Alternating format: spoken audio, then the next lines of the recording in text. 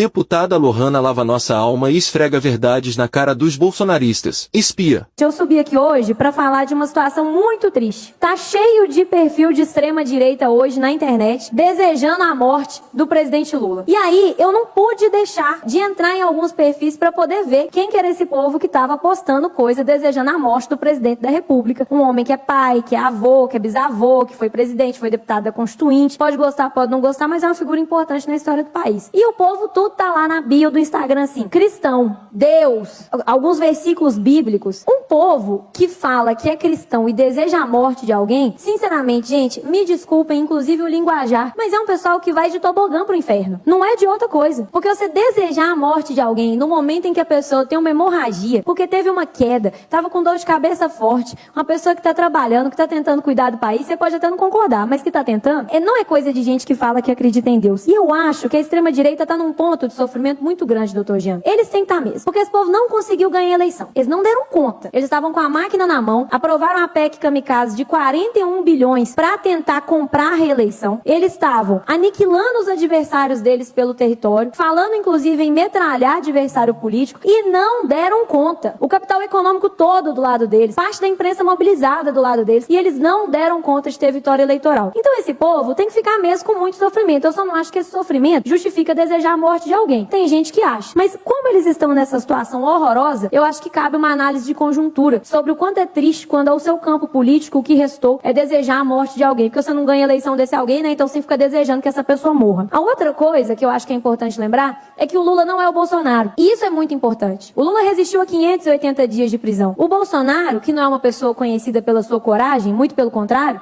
é conhecido por ser bastante acovardado, já tem dito sobre procurar asilo numa embaixada, caso seja preso. Ele já tem dito isso. Um cara que nem sequer sabe ainda se vai ser condenado, já tá falando abertamente que vai procurar asilo em embaixada. Enquanto a gente sabe muito bem que o Lula teve oferecimento de vários países para poder receber asilo político. Não é se esconder em embaixada, não. É receber asilo político, virar cidadão desses países, ser respeitado, trabalhar politicamente lá, e ele não foi. Ele ficou aqui por respeito às instituições, foi preso durante 580 dias, saiu e ganhou a eleição para presidente da República. Então a gente não tá falando de um homem frouxo, de um homem acovardado, de um homem pequeno. A gente tá falando de alguém que, concordando ou discordando dele, é alguém que tem estatura para ocupar a cadeira que ocupa. Não um Zé que tava lá por causa de um acidente histórico. E a outra coisa é que esse povo precisa mesmo ser questionado sobre a fé deles. E quem tá falando aqui é uma mulher católica. Essa turma que falou que o erro da ditadura foi torturar e não ter matado. Essa turma que defendeu que foi contra o fim da escravidão e foram parte dos responsáveis, inclusive, pelo Brasil ter sido um dos últimos países a acabar com essa coisa horrorosa que foi a escravidão no nosso país. Esse povo, se chegasse na porta do céu, eu acho, se eu fosse um mosquitinho para poder estar lá voando e saber, que iam tomar uma portada na cara.